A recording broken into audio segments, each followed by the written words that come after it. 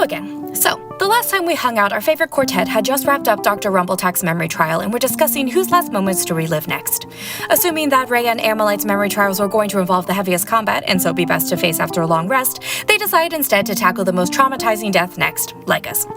Considering she had burned to death in a farmhouse while her party, which included Amelite, watched on in horror, it was decided that a quick shopping trip to procure some fire resistance would be advisable.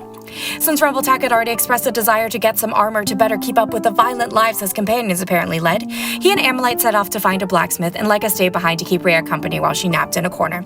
At the blacksmiths, our shopping duo were able to use some impressive manifesting to purchase the items they were sent for, and Amelite even got a new magical item, a bag of withholding, i.e. a bag of holding with attitude. After a chat with a dramatic new side piece, Amelite and Rumbletuck returned to the Department of Memory, and once everyone was attuned to their shiny new items, they apprehensively stepped into Laiika's memory trial. As expected, they were greeted with a farmhouse full of smoke and flames, but unexpectedly, a giant chimera also stood on the front lawn. As Rhea and Rumbletuck busied themselves with the chimera, Laiika and Amelite sprang to save the family trapped inside the house. During the course of the trial, Rhea was knocked unconscious, but then raised back to 8 hit points due to a clerical error.